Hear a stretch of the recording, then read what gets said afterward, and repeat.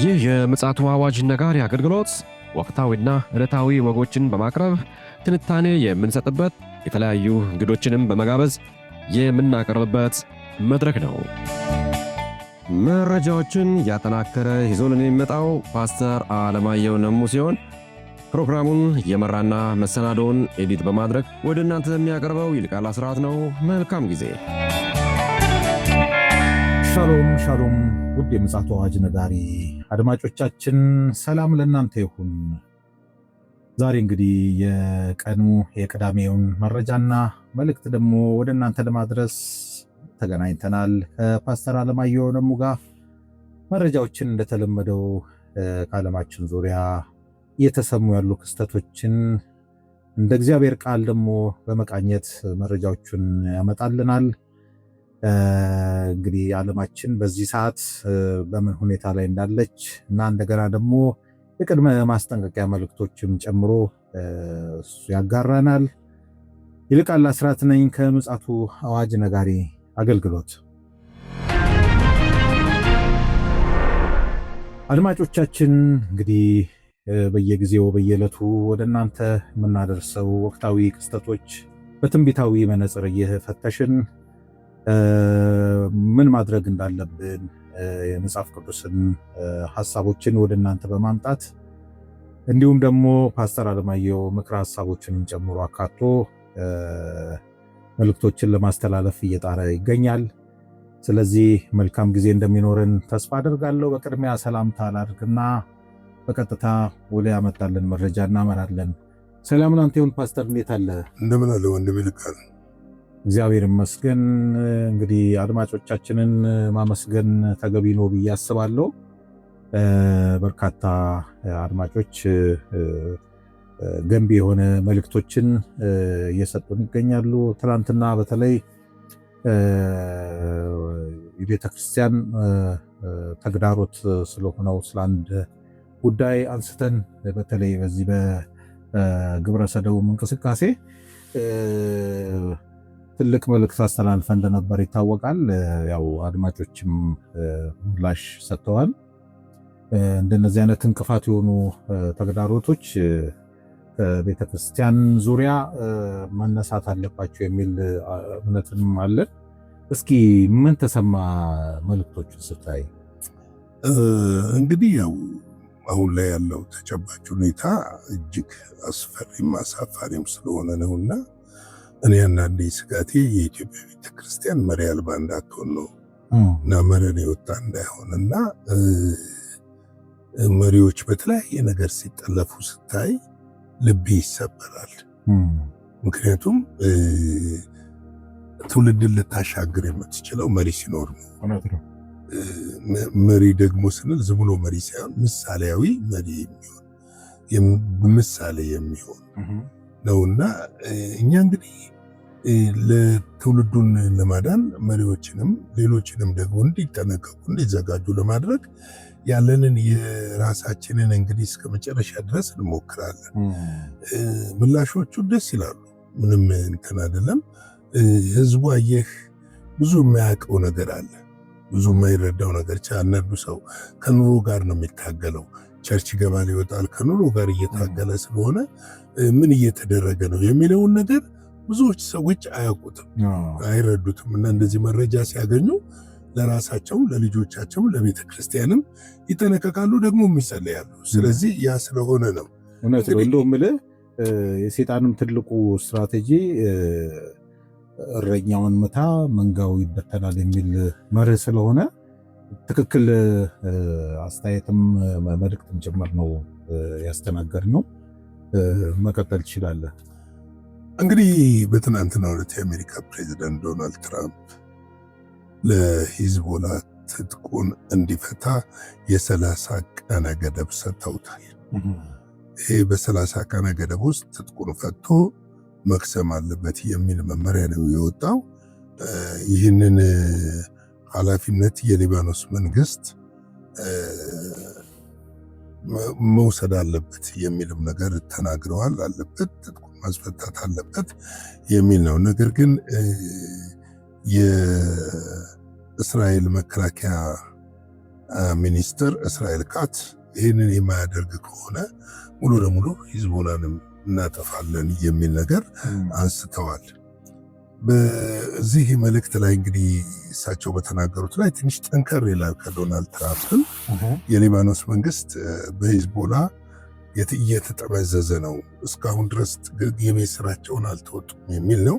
ሂዝቦላ ደግሞ ራሱም የሊባኖስ መንግስት አንድ ምላሽ ሰጥተዋል። ምንድነው የሰጡት ምላሽ? ሂዝቦላ በሰጠው ምላሽ እስራኤል ደቡብ ሊባኖስን ሙሉ ለሙሉ ለቃ የማትወጣና የታሰሩትን ሊባኖናውያንን የማትፈታ ካልሆነ ትጥቅ መፍታት አይታሰብም ብለዋል።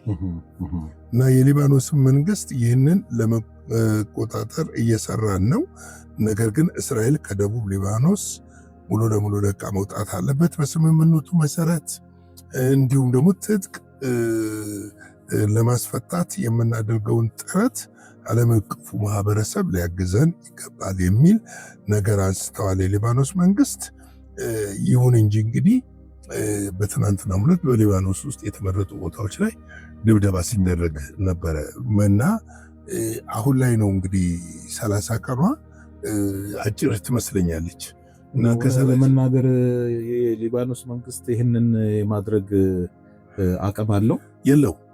አንደኛ ሂዝቦላ ፓርላማ ውስጥ እኮ አብዛኛው የሂዝቦላ ሰዎች ናቸው። የኃይል ሚዛኑ ወደዛ አይደለም። ሁለተኛው ነገር ደግሞ ምንድነው የሂዝቦላ መንግስት ብቻ የሂዝቦላ አመራር ብቻ ሳይሆን ሂዝቦላ እና ኢራን የሊባኖስ መንግስት ራሱ በኢራን የሚደገፍ መንግስት ነው። አንዳንዶቹ ኢራን ናት እየመራቸው ያለችው ይላሉ። እና ያ ስለሆነ ይህንን ያደርጋሉ ብዬ አልጠብቅም። እና ስለዚህ ቀጣይ አይቀሬ ጦርነት፣ ምክንያቱም አሁን እነሱ ያሉት ዶናልድ ትራምፕም ሊባኖስን እናጠፋታለን ነው ያሉት። እስራኤልም እያለች ያለችው ይሄንን ነው። ግን ይሄ እንዲህ በእንዲህ እንዳለ በእስራኤልና በሶሪያ መካከል አዲስ ጦርነት ፈንድቷል እና በጣም አስፈሪ የሆነ ጦርነት ነው። ጥቃቱን የፈጸመችው እስራኤል ነው። በሶሪያ አንድ መንደር ወይም እንደ ትንሽዬ ከተማ ነች። እዛ ላይ በተሰነዘረው ያችን ከተማ ለመቆጣጠር በተሰነዘረው ጥቃት ሲቪሊያኖች እና ወታደሮች የሶሪያ ወታደሮች ከእስራኤል ወታደሮች ጋር ተፋልመዋል። በዚህም የእስራኤል ወታደሮች 6 ወታደሮች የቆሰሉ ሲሆኑ 3ቱ በአደገኛ ሁኔታ ውስጥ ይገኛሉ። በሶሪያ በኩል ደግሞ ብዙ ታጣቂዎችና እንደዚሁ ደግሞ ሲቪሊያኖች ተገለዋል። እና ጦርነቱ እንግዲህ ይህንን ዜና እስክናዘጋጅበት ድረስ አልበረደም። እና ለምንድን ነው እስራኤል ወደ ሶሪያ ግዛት ዘልቃ አዲስ ግዛት ነው እና ለምንድን ነው ዘልቃ የገባችው የሚለውን ነገር በጣም አሳሳቢ ያደርገዋል። አንደኛ ታስታውስ ከሆነ በቅርብ ኔታንያሁ ጉብኝት አድርገው ነበር እና ጉብኝት ባደረጉበት ሰዓት ከፍተኛ ዓለም አቀፍ ተቃውሞና ውግዘት ገጥሟቸው ነበር። ግን የጉብኝቱ ውጤት ነው የሚሉት ብዙዎቹ። ይሄ አሁን ላይ የተወሰደው እርምጃ የጉብኝቱ ውጤት ነው። ከጎበኙ በኋላ ምናልባትም ለመከላከያው መያዝ ያለባቸውን ስፍራዎች ሳያረጋግጡላቸው አልቀረምን ተብሎ ነው የሚታሰበው። እና ይህንን አሁን የሶሪያ መንግስት ወታደሮች ከፍተኛ ውጊያ እያካሄዱ ነው። እንግዲህ ውጊያው በእግረኛ ብቻ አይደለም፣ በመድፍ፣ በታንክ፣ በሮኬቶች ከፍተኛ የሆነ ውጊያ እንደሆነና የአውሮፕላንም የታገዘበት ነው። በአውሮፕላንም ድብደባዎች ተከናውነዋል። እና ጦርነቱ ምን ያህል ሰፊ እንደሆነና ምንድን ነው እስራኤል ያሰበችው። አሁን ለምሳሌ የእንትና መንግስት ወድቋል። የአሳድ መንግስት ወድቋል። በፊት የአሳድ መንግስት እንዲወድቅ ነበር የምትፈልገው። የአሳድ መንግስት በነበረበት ጊዜ ደቡብ ሊባኖስን አልደፈረችም። ብዙ ጊዜ ምናልባት የጎላን ተራራዎች ላይ ነው የአየር ድብደባ ነው የሚደረገው። ከአየር ድብደባው ባሻገር እንደዚህ የደፈረችበት ጊዜ የለም። አሁን ብዙ ወታደራዊ ተንታኞችና የፖለቲካ ተንታኞች የሚሉት ምንድነው የአልሻራ መንግስት እንዳይጠናከር ለማዳከምና በተለይም ደግሞ ይሄ እስከ ደማስቆ መዳረሻ ድረስ ያሉትን ግዛት ለመጠቅለል የሚደረግ እርምጃ ነው እያሉ ያሉት እና ኔታንያሁም በሰጡት መግለጫ እኛ የምናደርገውንና የምንሰራውን እናውቃለን፣ በምናደርገውና በምንሰራው ጉዳይ ማንንም ፍቃድ አንጠይቅም አናማክርም ብለው ነው የመለሱት። እንደው ምልህ የሚጠናከርበት ሐሳብ ለመስጠት ነው።